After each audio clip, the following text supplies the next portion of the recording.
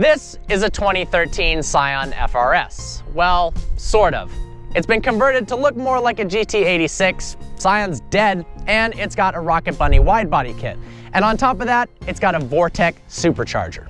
As you're probably aware, the FRS isn't exactly known for its speed. Stock, a 2-liter 4-cylinder, producing just 200 horsepower. It's not the quickest, especially with this kind of looks, but thankfully we've got purple chrome and carbon fiber, which add about 100 extra horsepower. In reality, the Vortec supercharger bumps the power up to just about 300. In a way, this car goes against everything the Scion FRS originally stood for. An inexpensive, fun-to-drive car with Prius tires in the back that you could drift around. $50,000 of modifications later, and it's not exactly budget-friendly. There's been some upgrades that have changed this FRS's driving characteristics immensely. Now, the modifications list, which I'm going to post in the description, is so long, it would likely bore even the most intense automotive enthusiasts, but it's pretty impressive. Let's start with the meat. 255s in the front and 265s in the rear. How can you fit such a wide tire on it? Well, it's got a Rocket Bunny wide body kit.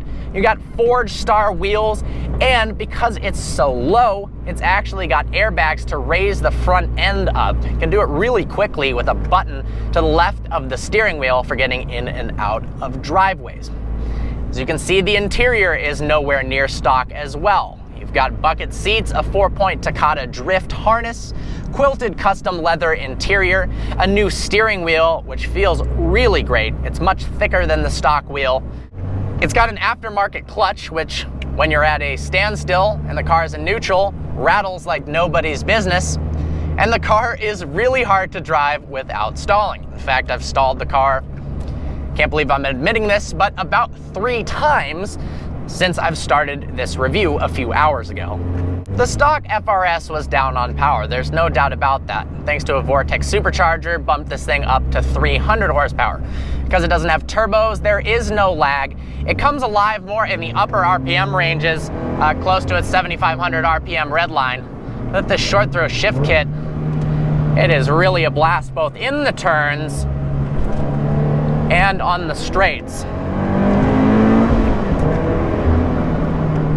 It's got an aftermarket exhaust, but to be honest, as a 4-cylinder, it doesn't sound all that great. Of course, with the added power and handling capabilities, it's important that you can stop better as well. And thankfully, it's got aftermarket upgraded stop tech brakes, only in the front though. However, the front brakes are, of course, more important, and it slows down really quickly. This FRS was originally put together by Forged Star to compete at SEMA in 2013. It was later purchased by Fantasy Colors, who painted it Tiffany blue. It's questionable yet whether Tiffany has blessed this with the official Tiffany blue, so if you're watching, let us know if this qualifies and if Tiffany supports this car. This isn't really an FRS review. This is more of a documentation of the build, me experiencing this car, and it's a lot of fun. You know, it's both a show car, it's got the looks to it. The Rocket Bunny kit looks fantastic, and it's got some bits and pieces from a BRZ. It's got Toyota GT86 badges all over it. The funny part is there's actually more Subaru logos on the Scion FRS than there are Scion logos. And now with a key that has a Toyota badge and the front and rear badges, it certainly has more Subaru logos as well.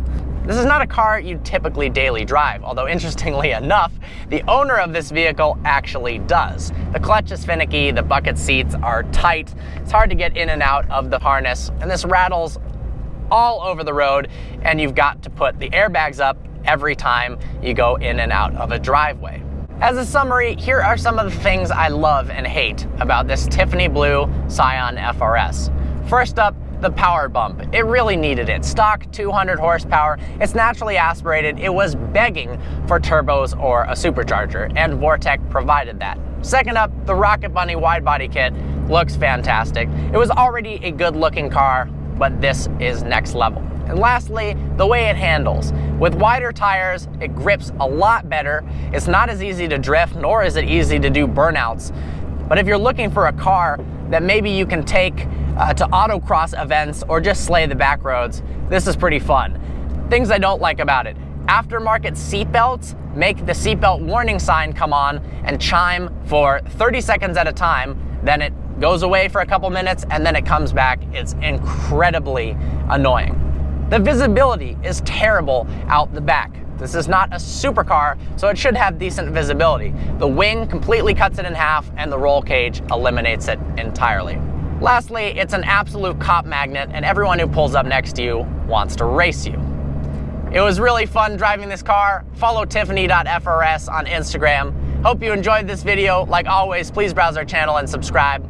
Look forward to seeing you next video.